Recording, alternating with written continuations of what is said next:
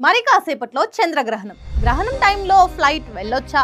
అసలు flight journey చేస్తే ఏమైనా ఎఫెక్ట్ ఉంటుందా? మామూలుగా ఈ గ్రహణం టైంలో భూమి మీద ఉన్న మనమే ఇంట్లో నుండి బయటికి రావద్దు, ఏవి తినొద్దు అంటూ కొన్ని జాగ్రత్తలు పాటిస్తాం. మరి గాల్లో ఎగిరే విమానాలు, పైలట్లు, ప్యాసింజర్ల సంగతి ఏంటి? భూమి మీద నుంచి చంద్రగ్రహణం చూడటమే ఒక రేర్ ఎక్స్పీరియన్స్ అనుకుంటే, అసలు గాల్లో అంటే విమానంలో 35,000 అడుగుల ఎత్తులో గ్రహణాన్ని చూడడం ఎలా ఉంటుందో తెలుసా? ఈ వీడియోలో రియల్ ఫ్యాక్ట్స్ మాట్లాడుకుందాం. నిజానికి చాలా మంది పైలట్లకి గ్రహణం జరుగుతున్నట్టు కూడా తెలియదు. ఏంటి నమ్మట్లేదా? ఎయిర్లైన్స్ కి చంద్రగ్రహణం వల్ల ఎలాంటి ఎఫెక్ట్ ఉండదు. ఎందుకో తెలుసా? మోడర్న్ ఎయిర్ క్రాఫ్ట్స్ కి వెన్నెలతో పని లేదు. మన విమానాలు అన్నీ ఐఎఫ్ఆర్ అంటే ఇన్స్ట్రుమెంట్ ఫ్లైట్ రూల్స్ మీదే నడుస్తాయి.